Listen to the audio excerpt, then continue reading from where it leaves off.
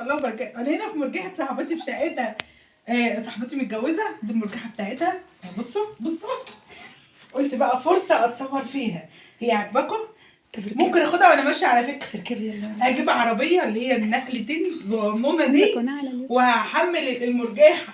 ادعوا لي بقى ما اقعش، ادعوا لي ما اقعش. مش عايزين ضحك. استر يا رب، استر. انا جبانه قوي. الله.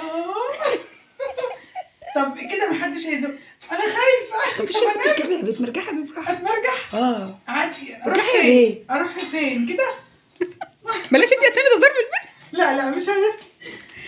اجي كده. ايه رايكم في المرجحه بتاعت صاحبتي؟ انتوا شايفيني ولا انا استخبيت ولا ايه اللي حصل؟ خلاص. كل متابعين الامارات واخواتي، يا رب كلكم يبقى عندكم مرجحه زي دي، وكل اللي يجيب مرجحه زي دي يبعت لي عشان اجي اتصور فيها. خلاص؟ هي حلوه صح؟ الله. انا هجيب ابني هنا وبنتي بدل ما نروح الحديقه بدل ما نروح المنتزه هنيجي هنا.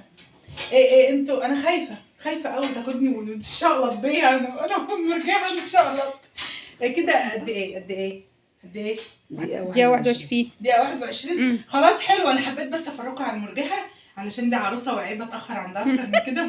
ذوق بصراحة في اوضة النوم. انا ذوق صح؟ انا ذوق. يلا نقفل الفيديو. خلاص بقى يلا. السلام عليكم ورحمه الله وبركاته. بشكر صاحبتي على فرحها وعلى المرجحه اللي عندها. ربنا يبارك لها ويسعدها ويفرحها امين يا رب العالمين. والسلام عليكم ورحمه الله وبركاته.